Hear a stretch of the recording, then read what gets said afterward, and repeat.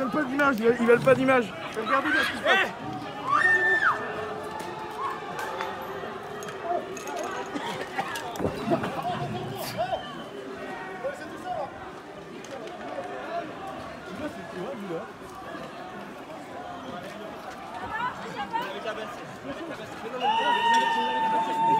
Regardez bien sa tête.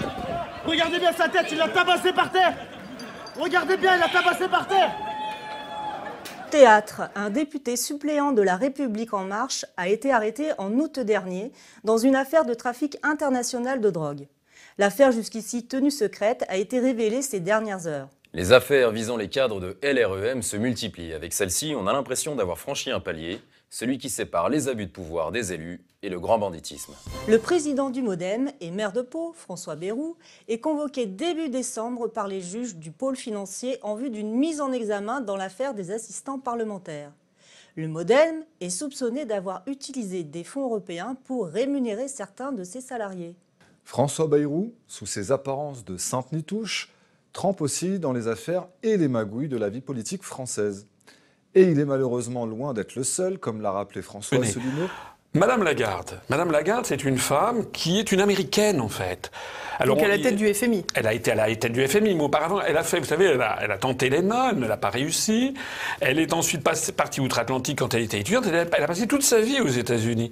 Elle a été amie de Dick Cheney, qui est l'ancien vice-président des États-Unis, amie de Zbigniew Brzezinski, enfin de l'establishment américain, de l'establishment notamment républicain, et elle a, ou démocrate d'ailleurs, s'agissant de Brzezinski, elle a fait sa carrière au sein d'un cabinet qui s'appelle Baker McKenzie.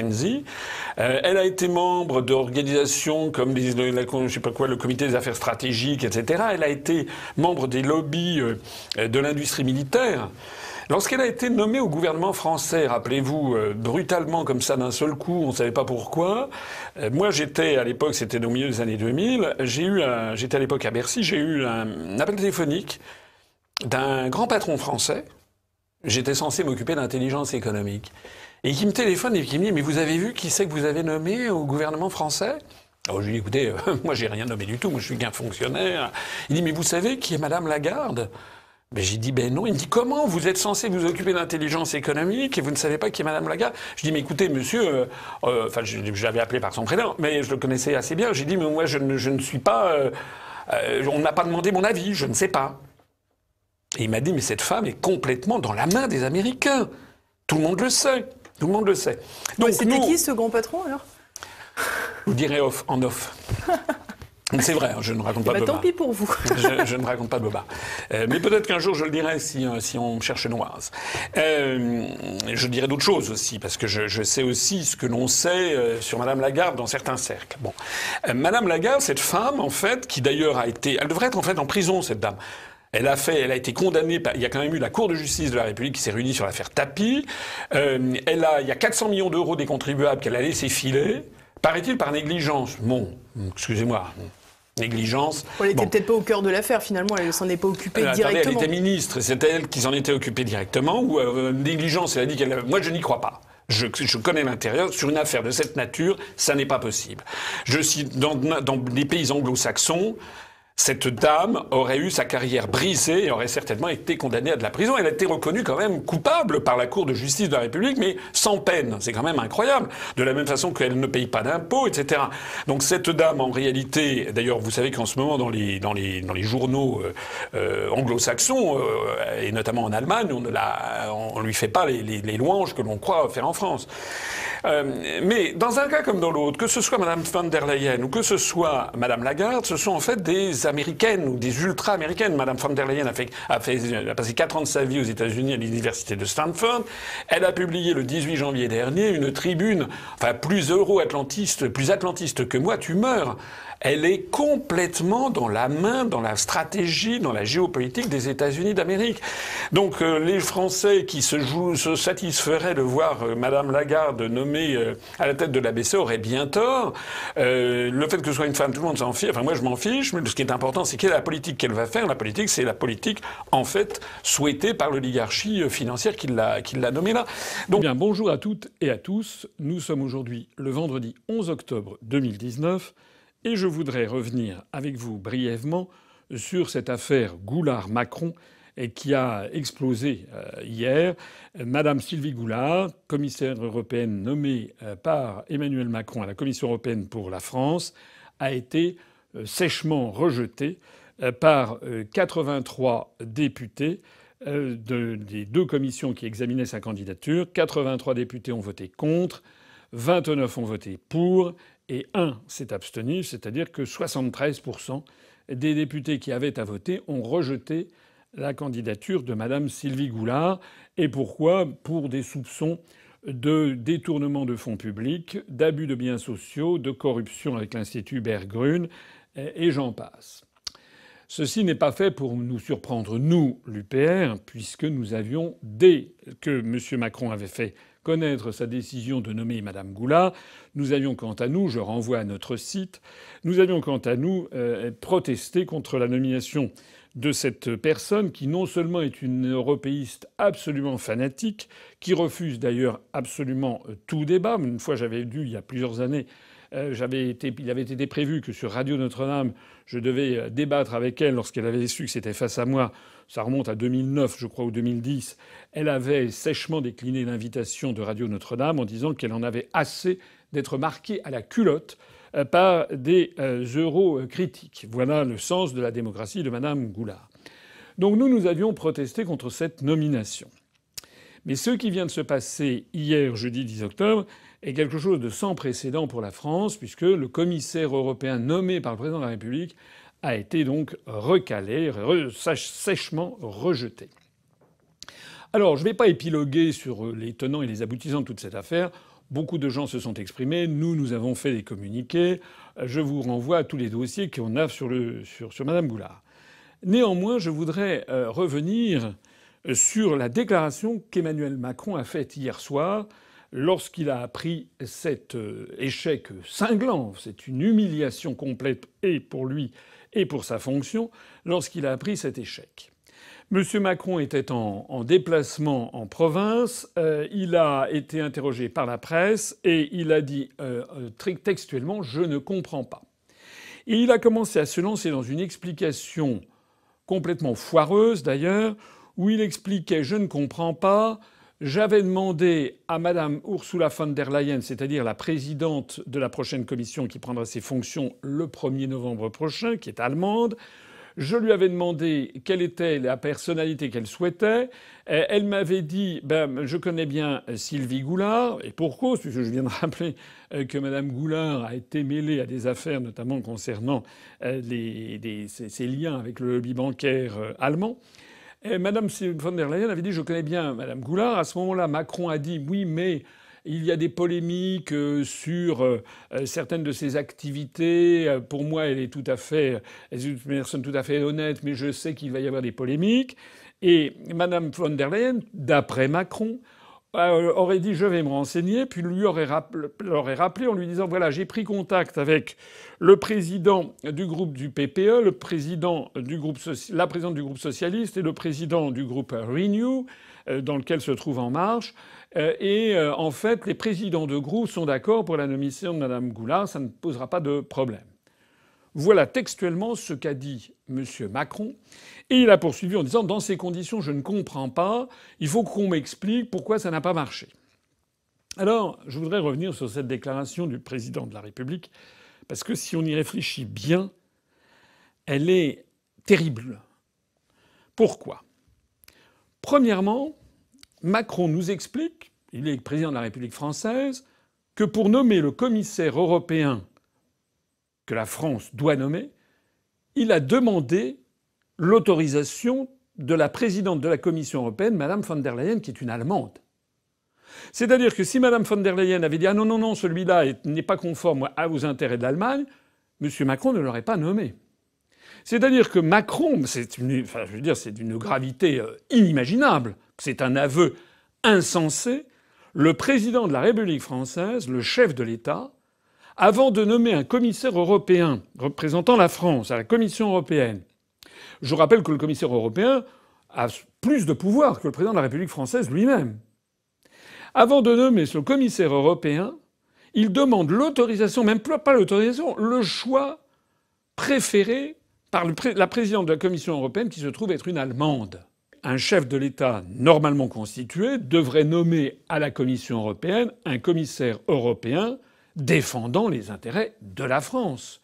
Et peu importe que cela ne convienne pas aux Allemands, aux Polonais, aux Suédois, aux Grecs, aux Portugais, aux Irlandais, chaque pays doit défendre ses intérêts. C'est comme ça que font les autres. Donc ça, c'est le premier aveu de Macron, qu'il a soumission complète à l'étranger. Deuxième aveu, je ne comprends pas. Monsieur Macron ne comprend pas, c'est dingue quand on y réfléchit, ne comprend pas ce que nous avons compris dès sa nomination, ce que toute la France avait compris dès sa nomination, c'est qu'on ne peut pas nommer à la tête de la Commission européenne une personne qui a un orchestre de casseroles tintinabulant assez basque. Le fait qu'il ait téléphoné à Mme von der Leyen pour lui dire « bon, il y a des petits problèmes, essayez de régler ça », témoigne de quelque chose qui est terrible. C'est que pour Macron, ça n'est pas grave. Ça n'est pas grave qu'il y ait des soupçons extrêmement étayés contre Mme Goulard. Soupçons d'ailleurs d'autant plus étayés que quelques jours avant que sa nomination comme commissaire européenne ait été rendue publique, Mme Goulard avait remboursé 40 000 euros, 45 000 euros au Parlement européen. Preuve que probablement elle se sentait gênée un peu aux entournures sur l'utilisation qu'elle avait faite de ces fonds. Mme Goulard a le culot de dire qu'elle n'a commis aucun détournement de fonds publics européens, mais spontanément, elle rembourse 45 000 euros, qui n'est quand même pas une paille. Elle rembourse 45 000 euros sur ses deniers personnels, ce qui prouve qu'elle en a quand même mis de côté. 45 000 euros qu'elle rembourse au Parlement européen. M. Macron ne comprend donc pas que ça puisse faire scandale. Ça veut dire qu'il vit dans un monde, dans une bulle, où tout le monde a non pas des casiers judiciaires, comme je l'ai dit récemment, mais des conteneurs judiciaires. Il est vrai qu'entre Richard Ferrand, entre Madame Christine Lagarde, Monsieur Balkany, on est dans un univers comme ça de responsables politiques, sans parler de Nicolas Sarkozy qui est déféré en correctionnel, etc. En fait, maintenant, dans les élites dirigeantes du pays, avoir un casier judiciaire vierge est devenu quasiment une anomalie. Eh bien, M. Macron ne comprend pas où est le problème. C'est tout, justement. Le peuple français, lui, comprend où est le problème. C'est le deuxième point. Le troisième point, c'est que M. Macron, s'il ne comprend pas ça, il ne comprend pas non plus ce que c'est que la démocratie. Parce qu'il nous a expliqué, voilà, j'ai appelé Mme von der Leyen, elle s'était mise d'accord avec les 3 présidents de groupe, et donc tout était bon. Mais ça prouve que pour Macron, les députés individuels, ça n'existe pas. C'est-à-dire que Macron conçoit les parlements. Il est vrai qu'il n'a jamais été élu parlementaire, d'ailleurs jamais dans aucune assemblée délibérante, ni dans un conseil municipal, ni dans un conseil départemental, ni dans un conseil régional, ni à l'Assemblée nationale, ni au Sénat. Il a été élu première fois au président de la République. M. Macron ne comprend pas que les parlementaires peuvent avoir une vie à part les disciplines de groupe. Et que ce n'est pas parce qu'il y a des disciplines de groupe qui sont fixées par les présidents que tous les parlementaires vont être là, le doigt sur la couture du pantalon. En fait, M. Macron considère que les parlementaires européens doivent se comporter exactement comme En Marche, c'est-à-dire il n'y a pas une seule volonté. En fait, c'est pour rire, c'est une démocratie pour rire. Les députés sont des clones les uns à côté des autres. La seule chose qu'on leur demande, c'est de se taire et de voter comme ça a été décidé. Voilà la conception de la démocratie que M. Macron a, de la démocratie parlementaire, c'est-à-dire pas de démocratie du tout. C'est exceptionnellement grave aussi. Le quatrième point, c'est que Macron ne comprend absolument pas ce que c'est que l'Europe. Il ne comprend pas, par exemple, que les pays scandinaves de l'Europe, en Scandinavie, quand en Suède, ou en Finlande, ou au Danemark, un ministre, si peu que ce soit, dépense sur fonds publics 3,50 €, si ça n'est pas justifié, il est contraint à la démission. Il ne comprend pas qu'il y a une exigence éthique et morale dans les pays du nord de l'Europe, qui sont des pays de tradition protestante, luthérienne, où on ne plaisante pas avec la morale publique. Eh bien, Macron ne comprend pas. Voilà. Macron, il est comme un Français qui n'est jamais sorti de chez lui. En fait, Macron ne connaît pas l'Europe. Voilà. Macron croit que tous les pays d'Europe raisonnent comme la France, c'est-à-dire c'est normal d'avoir des dirigeants qui ont des casiers judiciaires noirs comme du charbon. Voilà. Voilà ce que révèle également cette affaire. Macron ne connaît rien aux différents pays d'Europe. Il croit aussi, d'ailleurs, qu'en s'étant entretenu avec la présidente allemande, plus 3 présidents de groupe, c'était bon. C'est-à-dire que Macron s'assoit complètement sur l'existence même des pays d'Europe de l'Est, des pays d'Europe centrale. Il y a eu, au cours des semaines écoulées, j'en avais déjà parlé dans un entretien d'actualité, la commissaire nommée par la Roumanie qui avait été retoquée pour conflit d'intérêts et probablement détournement de fonds publics. Et puis il y avait également le commissaire nommé par la Hongrie qui avait été retoqué parce qu'il avait contribué à prendre des mesures législatives qui ont déplu à Bruxelles du temps où il était ministre de la Justice du gouvernement Orban. Donc Macron considère que c'est normal que les pays de l'Est on retoque leur commissaire européen, mais l'idée même pour Macron que d'autres pays d'Europe, notamment des pays d'Europe de l'Est, veuillent se venger contre la France, ça il ne l'avait pas compris. 5e révélation. 6e révélation. Pourquoi cette affaire a-t-elle explosé? Parce que Macron s'est fait rouler dans la farine. Parce que les présidents de groupe lui ont menti. Ou parce que les présidents de groupe n'avaient pas le pouvoir de s'opposer à la haine que suscite Macron désormais à travers toute l'Europe. Il faut savoir que Macron, jouant toujours comment dirais-je, les maîtres de l'Europe, le père de l'Europe, celui qui indique aux autres ce qu'il faut faire, qui donne des leçons de morale à la planète entière et à l'Europe entière. Macron, rappelez-vous, au moment du choix du président de la nouvelle Commission européenne, Macron avait tapé du poing sur la table et avait interdit que Manfred Weber, qui était le Spitzenkandidat, c'est-à-dire celui qui avait été retenu par les députés majoritaires du Parlement européen, dans le cas qui était un PPE, un membre du Parti populaire européen, qui était un Allemand, Macron avait mis un veto absolu à la nomination de Manfred Weber à la tête de la Commission européenne, alors même que normalement, ils étaient convenus avec l'ensemble des partenaires européens que ce serait la procédure qui serait normalement suivie, c'est-à-dire que le président du Parlement européen serait retenu comme étant le candidat choisi par la majorité des parlementaires. Ça a évidemment laissé des traces. Et même si Mme von der Leyen fait partie du PPE, était également une Allemande, eh bien les députés du Parlement européen, et en particulier ceux du PPE, se sont dit, puisqu'il nous a interdit d'avoir le candidat que nous avions choisi, il nous en a imposé une autre, eh bien nous allons lui rendre un chien de sa chienne. Voilà ce qui s'est passé. C'est-à-dire que Macron est puni de sa faconde, mais Macron est puni du fait qu'il a voulu imposer sa volonté aux autres. En fait, Macron commence à comprendre que l'Union européenne, ça n'est pas l'Europe à son image, qu'il y a 28 États membres dans l'Union européenne, que 27 d'entre eux ne sont pas la France, et qu'il s'est rendu pénible, importun, insupportable à la grande majorité des États d'Europe, comme d'ailleurs des États du monde.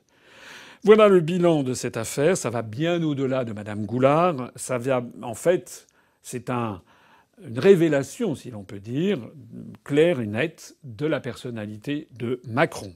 Menteur, puisque les présidents du Parlement européen, les présidents de groupe dont il a fait état, ont tous indiqué par des messages Twitter dans les heures qui ont suivi la déclaration de Macron que ce que Macron avait dit était faux, c'est-à-dire qu'eux n'avaient jamais reçu d'appel de Mme von der Leyen, donc menteur, lâche, puisqu'il s'est aplati devant Mme von der Leyen, ne remplissant pas les fonctions de président de la République, incompétent, puisqu'il ne comprend pas ce que sont l'esprit, l'éthique des autres peuples d'Europe et notamment des Scandinaves, aveugle parce qu'il n'a pas vu l'hostilité monter de partout contre sa personne elle-même. Et enfin, complètement coupé de la réalité, puisqu'il avait nommé Madame Goulard, alors même d'ailleurs que celle-ci, au moment de la nomination de Pierre Moscovici, le précédent commissaire européen, il y a 5 ans, Madame Goulard avait donné des leçons de morale en disant qu'il fallait une personnalité irréprochable. Voilà. Le bilan est un désastre absolu pour Macron, accessoirement pour la France, pour notre pauvre pays qui est encore une fois humilié. Maintenant, qu'est-ce qu'il va se passer? Macron va devoir trouver un nouveau commissaire européen qui va arriver, j'imagine, la queue entre les jambes. Macron va sans doute choisir quelqu'un qui ne fasse pas beaucoup de bruit. Au passage, il semble que Mme von der Leyen va en profiter pour redécouper le gros portefeuille qui avait été attribué à Mme Goulard, et donc que la France va en plus de ça avoir un portefeuille réduit. Beau travail, chapeau. Et puis probablement que ce qui va se poser aussi comme question, c'est de savoir qu'est-ce qu'on fait de Mme Goulard. Alors j'en profite pour dire ici que nous allons surveiller ça et que, au nom de tous ceux qui nous font confiance, au nom des Français, nous exigeons que Mme Goulard, ne soit plus rien. Elle n'a pas à être nommée, renommée vice-gouverneur de la Banque de France. Il y en a assez de ces personnalités qui bénéficient d'une espèce d'indulgence généralisée alors qu'ils sont mêlés à des quantités de trafic. Madame Goulard a été obligée de démissionner du gouvernement français parce qu'elle avait des casseroles au basque. Elle a été rejetée comme une malpropre qu'elle est d'ailleurs du point de vue moral par 73% des parlementaires européens. Il est hors de question, en tout cas pour nous considérons qu'il serait un scandale que Mme Goulard retrouve son poste de vice-gouverneur de la Banque de France, ou Dieu sait quelle prébande de présidente de je ne sais quel institut Tartemuche, où elle gagnerait encore des sommes folles. Donc ce que nous demandons, c'est que Mme Goulard ne bénéficie d'aucune faveur et qu'elle n'ait aucun poste de débouché particulier après cette palinodie scandaleuse. Et puis si Mme Goulard a des problèmes de fin de mois, elle n'a qu'à retourner à l'Institut Berggruen, qui l'avait financé, qui lui donnait 13 000 $ par mois. Si elle est aussi géniale que ça, je pense que l'Institut Berggruen va pouvoir effectivement le rémunérer à 13 000 $ par mois. Ça fait quand même 10 000 euros par mois. C'est sympathique quand même pour beaucoup de Français. Et puis Mme Goulard, elle fera la même chose que ce qu'elle avait fait du temps où elle était déjà rémunérée par l'Institut Berggruen. On peut lui conseiller peut-être de faire une thèse sur la corruption parmi les élites de l'Union européenne. Merci. Mes chers compatriotes, je voudrais en un mot commenter la décision qui a été prise par Emmanuel Macron de proposer Thierry Breton comme nouveau commissaire européen de nationalité française, en lieu et place de Mme Sylvie Goulard, qui avait été recalée par le Parlement européen dans les conditions que vous savez, qui étaient assez ignominieuses d'ailleurs pour elle. Alors, M. Thierry Breton maintenant devrait prendre, paraît-il, le même poste. En tout cas, sa nomination est maintenant dans les tuyaux et il va devoir subir le même feu de questions de la part des commissions du Parlement européen concerné, puisque normalement il devrait reprendre cette espèce de gigantesque portefeuille qui avait été dévolu par Mme von der Leyen à Mme Goulard. Là où le bât blesse, c'est qu'il n'est pas du tout certain que cette nomination va aller de soi, même si probablement, pour des raisons politiques, elle sera quand même avalisée, parce qu'on imagine mal, quoique ce serait assez rigolo, on imagine mal que pour le deuxième commissaire présenté par la France soit lui aussi recalé. Mais il y aurait quand même des motivations pour cela. La première des motivations, tout le monde l'a à l'esprit, c'est que c'est un monsieur qui était à la tête d'une entreprise dont d'ailleurs il a vendu furtivement des actions pour plus de 10 millions d'euros. Atos, cette entreprise qui a bénéficié quand même de largesses européennes. Il est donc très délicat de nommer comme nouveau commissaire européen quelqu'un qui a un conflit d'intérêts majeur avec l'activité qu'il a menée. C'est d'une folle inconscience de la part d'Emmanuel Macron que d'avoir suggéré ce nom. Mais il y a d'autres choses sur M. Thierry Breton que finalement la presse tarde à relever. Je voudrais rafraîchir la mémoire de toutes les personnes qui m'écoutent. Il leur suffit d'aller voir un article paru dans le Nouvel Observateur en 2005, que vous trouverez facilement sur Internet, et qui montre que le nom de M. Breton a été cité à plusieurs reprises dans des affaires qui n'étaient pas très reluisantes, même si en fait la procédure judiciaire n'a pas été menée jusqu'à son terme, et même si d'un point de vue juridique il semble qu'il n'y ait rien à reprocher à M. Breton. Du point de vue de la réputation, c'est autre chose. Thierry Breton, avant d'être ministre de l'économie et des finances en 2005, lorsqu'il avait succédé à Hervé Guémard, démissionnaire pour cause de scandale au sujet d'une location mirifique d'un appartement de fonction dans le Triangle d'Or. Avant d'être nommé comme ça au débeauté à la succession d'Hervé Guémard, Thierry Breton était à la tête de France Télécom. Son nom a été évoqué à plusieurs reprises au cours des années 96, 97, 98. On l'a soupçonné d'avoir participé à une entente illégale pour fixer des tarifs communs entre les différents opérateurs de télécommunications. Deux autres affaires ont été évoquées. D'une part, lorsqu'il était administrateur de Rhodia. Administrateur de Rhodia, et son nom a été cité parce que l'entreprise Rhodia a été suspectée d'un maquillage des comptes de la société. Et puis troisième affaire, il avait été en relation d'affaires avec Vivendi Universal pour une vente. Alors je n'ai pas bien compris tous les tenants et aboutissants de cette affaire, mais enfin une affaire où il aurait bénéficié d'un délit d'initié. Et on apprend aujourd'hui que l'association Anticor, qui est une association qui lutte contre la corruption, a révélé que M. Breton aurait pu participer à des activités délictueuses entre le passage de son poste de ministre de l'économie et des finances qu'il occupait vers 2004-2005 et les activités à la tête de Atos. Donc l'association anticorruption est en train de lancer un nouveau dossier sur le personnage. Cerise sur le gâteau, il se trouve que je connais un peu M. Thierry Breton, du moins par ouï dire. Il se trouve que j'avais été nommé délégué général à l'intelligence économique en 2004, poste qui s'était révélé en fait dénué de contenu, puisqu'on m'avait en fait mis un peu dans un placard à partir du moment où je disais des choses qui n'étaient pas agréables à entendre, puisque dès 2004, j'évoquais l'hypothèse que l'euro allait de toute façon exploser, que nous étions lancés dans un processus qui n'était pas viable à terme, ce qui d'ailleurs est toujours vrai, d'autant plus vrai. Et puis j'avais également pronostiqué, ce qui est arrivé en 2008, une grave crise financière qu'on a connue sous le nom des subprimes. Autrement dit, pourtant mes écrits étaient restés strictement confidentiels, mais tout ceci m'avait valu la réputation d'un haut fonctionnaire et qui n'avait pas sa langue dans sa poche uniquement vis-à-vis des supérieurs hiérarchiques. Personne n'avait jamais entendu parler de moi dans le grand public ni dans les médias, mais il me semblait que le devoir d'un haut fonctionnaire, c'était justement d'avertir le niveau politique des dangers que courait notre pays. Eh bien donc, lorsque M. Hervé Guémard avait été évincé pour les causes que j'ai évoquées tout à l'heure et que M. Thierry Breton lui avait succédé, j'avais demandé audience à M. Thierry Breton puisque j'étais délégué à l'intelligence économique au ministère des Finances et donc c'était le nouveau ministre dont je dépendais.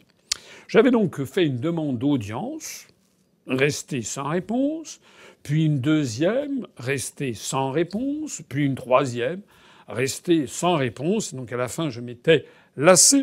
Et comme je ne suis pas du genre à ne pas travailler et à être rémunéré sans être travaillé, j'avais fini par demander une audience à M. Augustin de Romanet, qui était le secrétaire général adjoint de l'Élysée, qui aujourd'hui est à la tête d'Aéroports de Paris, que j'étais allé voir, qui m'avait reçu à l'Élysée. Nous étions en 2006, je crois.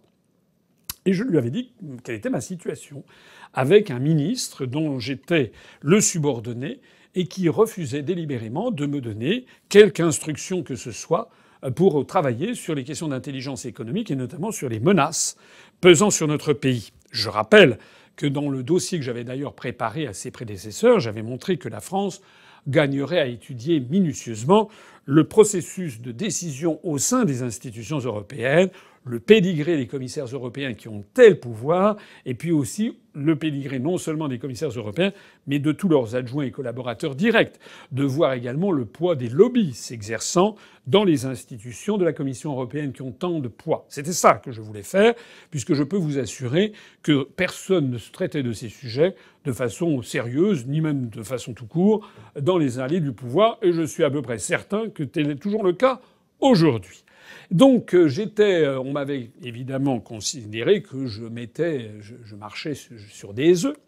Et donc j'étais allé voir M. de Romanet, le secrétaire général adjoint de l'Élysée, pour lui dire, écoutez, soit on me donne des instructions et je fais mon travail, soit on me dit que ce travail consistant à essayer de repérer les menaces sur la France et la façon dont nos intérêts les plus vitaux, pas seulement ceux de la France, mais des Français, comment nos intérêts les plus vitaux risquent d'être menacés par des activités de lobbying ou de puissances étrangères s'exerçant directement à Bruxelles, eh bien, si on considère que ça n'a pas de sens, eh bien, à ce moment-là, que l'on me dise que ma mission est terminée, et puis, je regagnerai l'inspection générale des finances pour refaire des missions d'inspecteur. Et monsieur de Romanet, que je connaissais un petit peu, qui m'avait reçu, ma foi, fort courtoisement et civilement, m'avait été convenu avec moi que ma démarche était honorable, que j'étais effectivement fondé à ne pas vouloir rester à me tourner les pouces, et que donc il allait intervenir. Intervention, il y eut. Et c'est ainsi que quelques semaines après, une quinzaine de jours peut-être, j'ai reçu un courrier de monsieur Thierry Breton, mon ministre, qui me disait qu'il ne m'avait donc jamais reçu. Jamais. Il ne m'avait jamais accepté de me voir. Et donc, M. Thierry Breton m'avait envoyé une lettre que j'ai gardée, dans laquelle il m'expliquait que j'avais, cher monsieur, que j'avais fait progresser de façon décisive la compréhension de l'intelligence économique à Bercy, que c'était un grand succès de ma mission, il ne m'avait jamais rien demandé, et puis que, compte tenu de cela, eh bien maintenant il était temps d'y mettre un terme, et merci beaucoup monsieur, au revoir monsieur. C'est-à-dire qu'en fait, sous un couvert d'une hypocrisie sans égale, il m'avait tout simplement remercié et je pouvais repartir à l'inspection générale des finances. Ça veut dire que M. Thierry Breton était à la tête d'un ministère et refusait d'avoir quelqu'un comme moi, très discret, dont personne n'avait jamais entendu parler en dehors des cabinets ministériels, quelqu'un qui, comme moi, se proposait tout simplement de lui donner des informations de première main pour le mettre en garde sur tous les risques que courait l'économie française, l'industrie française, l'agriculture française, les services français, face aux différentes menées adverses qui peuvent se développer, soit au sein de la Commission européenne, soit au Parlement européen, soit plus largement à l'Organisation mondiale du commerce ou à l'OCDE. Voilà. Monsieur Breton avait donc jugé que ce travail était inutile. Voilà qui est M. Thierry Breton, que M. Macron a choisi pour représenter les intérêts français à la Commission européenne. Vous avez compris ce qui va se passer ? Décidément, il y a vraiment un grand ménage à faire dans la République et les Français doivent absolument se mobiliser pour comprendre que nous sommes désormais dirigés par une authentique oligarchie qui a mis la main sur le pays, non pas pour le bien de ses habitants, mais pour le bien propre de cette oligarchie elle-même. Les informations que je vous donne ne sont pas réjouissantes, mais comme le disent les Chinois, les choses qu'on a le plus de mal à apprendre sont celles qu'on a le plus d'intérêt à connaître. Et je voudrais m'intéresser à vous pour attirer votre attention sur ce scandale qui n'en finit pas, puisqu'il s'étoffe à peu près toutes les semaines, de l'ensemble de la classe politique française qui sombre dans un système de corruption généralisée. Et plus particulièrement, le mouvement En Marche du président de la République. Rappelez-vous, il avait fait campagne auprès des Français en disant qu'il voulait une République exemplaire. La République exemplaire, parlons-en. Parlons-en puisque, en réalité, on a pratiquement chaque mois ou chaque semaine un nouveau scandale qui éclate. Alors je rappellerai, et tout le monde se rappelle, ça avait commencé très fort avec Laetitia Avia, cette députée En Marche qui avait du mordant, si j'ose dire, puisqu'elle avait mordu quasiment au sang un chauffeur de taxi. Ça avait défrayé la chronique. Bon, l'affaire avait été classée sans suite. Rappelez-vous, j'ai à peine besoin de le dire, l'affaire Benalla. Benalla n'était pas un député En Marche, mais était un proche du président de la République. Vous avez vu, je ne vais pas vous parler de l'affaire Benalla, mais vous avez vu que maintenant, le sieur Benalla prétend être candidat aux élections municipales à Saint-Denis, ce qui prouve qu'il n'y a vraiment absolument aucune vergogne d'aucune sorte chez ces gens-là. Je voudrais également vous parler d'autres personnes un petit peu moins connues. Si quand même Balkany, Patrick Balkany, qui est officiellement Les Républicains, quoique il avait soutenu une candidate de En Marche il n'y a pas si longtemps, Patrick Balkany, qui a été condamné maintenant à 2 reprises. Alors maintenant, il va y avoir un appel, mais enfin, on sait que Patrick Balkany représente un orchestre de casseroles qui tintinabule à lui seul. À part Patrick Balkany, je voudrais vous parler de gens un petit peu moins connus, mais qui donnent un éclat tout particulier au mouvement du président de la République. Je voudrais vous parler de Claire Aupetit. Claire Aupetit, qui est une députée En Marche, qui s'est fait connaître par des propos tonitruants, des propos à l'emporte-pièce. En particulier, elle s'était moquée de pauvres étudiants qui n'arrivaient pas à se loger, auxquels une réforme de l'allocation personnalisée au logement, de l'aide personnalisée au logement, de l'APL, et qui consistait à leur retirer encore 5 euros. Eh bien, Claire Aupetit s'était moquée d'eux en disant « Écoutez, si à votre âge, quand on vous prend 5 euros, ça ne vous plaît pas, ben allez vous faire cuire un œuf ». Eh bien, Claire Aupetit a été condamnée il n'y a pas très longtemps. Elle a été condamnée pour faute de gestion à, je crois, 3 000 euros d'amende, et elle ne peut plus exercer de mandat de dirigeant d'entreprise pendant plusieurs années pour faute lourde de gestion.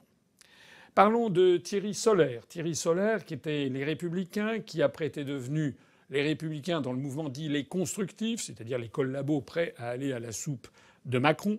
Et puis ensuite, il est allé directement à En Marche. Eh bien, Thierry Solère a été mis en examen, on a vu ça, c'était il y a une quinzaine de jours, pour toute une série de sujets, notamment pour fraude fiscale. Alors mis en examen, ça n'est pas encore condamné, mais lorsque l'on voit le nombre de problèmes, le nombre de sujets qui sont sur lui, on ne peut pas ne pas penser également à un profil à la Patrick Balkany.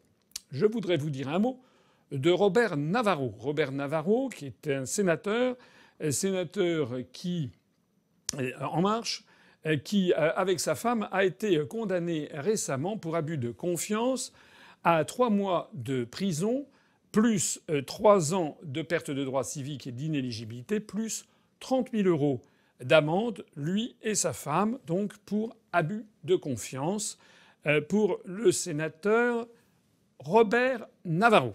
Ajoutons à cela le député Moustapha Labid, député d'Ille-et-Vilaine, qui a été condamné pour abus de confiance lui également, qui a été condamné à 6 mois de prison, également à 10 000 euros d'amende et à, je crois, 3 ans d'inéligibilité, perte de droits civiques.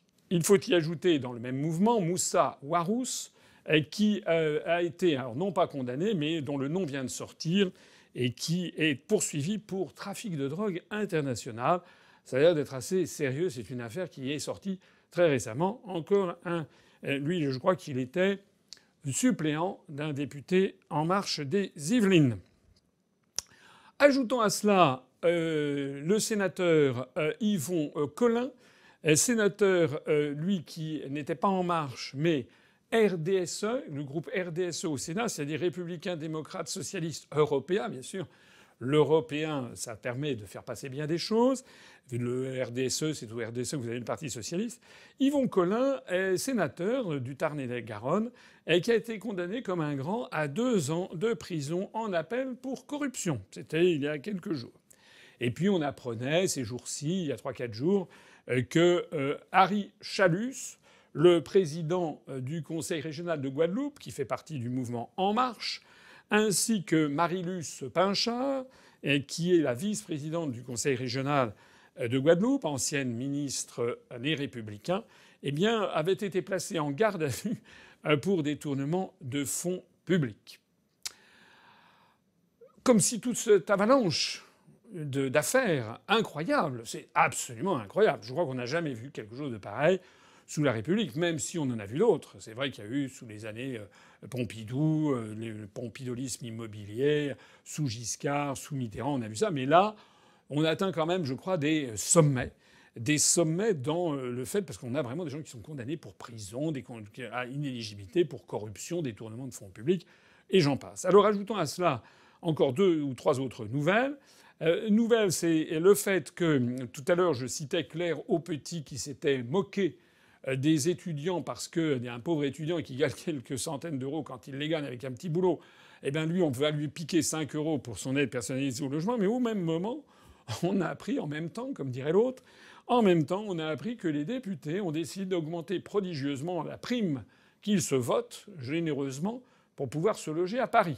Et donc désormais, chaque député de province touche une prime de 1 200 € pour pouvoir se loger à Paris. Alors les prix parisiens sont effectivement élevés, mais néanmoins, quiconque cherche un studio à Paris, dans un quartier correct, on n'a pas besoin d'habiter aux Champs-Élysées ou avenue Foch, quiconque cherche un studio, disons une vingtaine, ou allez, même 25 ou 30 mètres carrés, puisqu'il s'agit de députés qui viennent là uniquement quelques jours par semaine, puis après repartent chez eux et dans leur circonscription, donc ils ont besoin d'un pied-à-terre, un appartement à Paris, un studio de 30 mètres carrés dans un quartier correct, dans un immeuble correct, c'est assez cher, mais on peut avoir ça pour 800, 850, 900 €. Pas pour 1 200 €. 1 200 €, ça veut dire que déjà on a besoin d'un 3 pièces, on a déjà besoin de ces aises. Bon. Et tout ceci, c'est une aide qui est, alors même que les députés gagnent un salaire tout à fait confortable par ailleurs.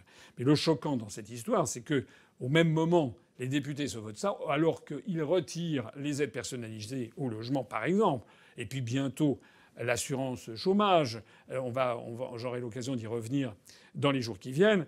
On retire aux plus faibles, aux plus nécessiteux des Français, de quoi vivre. De la même façon, pour la petite histoire, c'est un peu la petite histoire, mais il faut savoir que le carnet de métro, qui était les 10 tickets de métro à Paris et Île-de-France de la RATP, était vendu 14,90 € en station. Eh bien, la directrice générale, le PDG de la RATP, qui est Mme Catherine Guillouard, a décidé d'augmenter de 2 € le carnet de tickets RATP, donc qui va passer de 14,90 € à 16,90 €, c'est-à-dire 1,69 € le ticket. C'est-à-dire quand même une augmentation de 13,4%. Alors bon, c'est peut-être normal, je ne sais pas, quoique normalement il y a une vocation sociale dans les services publics, et une augmentation brutale de 13,4%, alors qu'on nous assure que l'inflation est de l'ordre de 1 à 2%, c'est quand même beaucoup de voter 13,4%, de décider d'une augmentation de 13,4%. Mais là où on confine aux grandioses, là où on confine aux chefs-d'œuvre, dans le cynisme et le mépris des Français, c'est que cette Catherine Guillouard, donc présidente de la RATP, au même moment qu'elle décide d'augmenter de 13,4% le prix des tickets de métro, a décidé d'augmenter son propre salaire de 12,5%.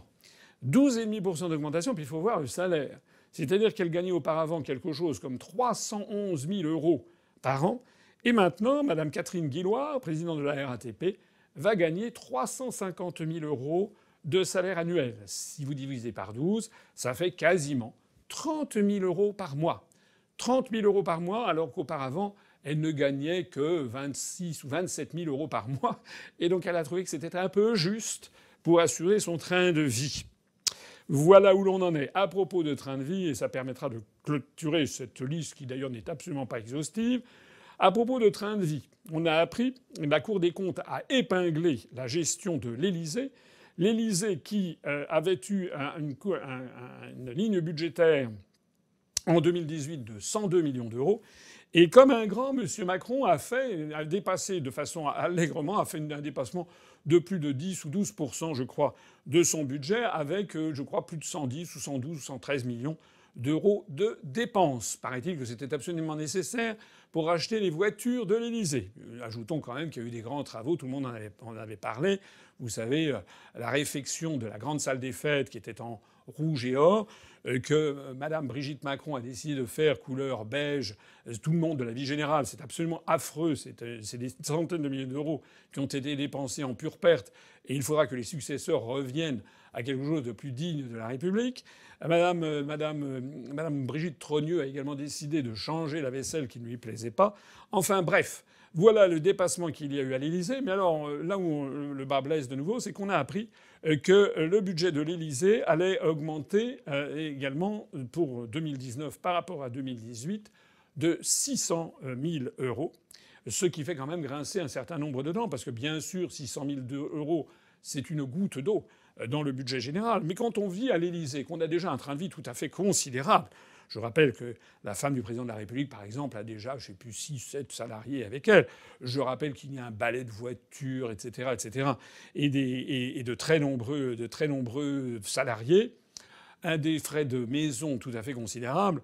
Le moins que l'on puisse dire, c'est que lorsque l'on retire aux Français 5 € pour l'APL dans un cas et que, avec la prochaine réforme de l'assurance maladie, de l'assurance chômage, il va y avoir peut-être 1 300 000 personnes qui vont se retrouver jetées dans la misère parce qu'on va leur faire retirer l'essentiel de leur allocation chômage, eh bien, je pense qu'il faut être d'une inconscience absolue pour prendre ce genre de décision.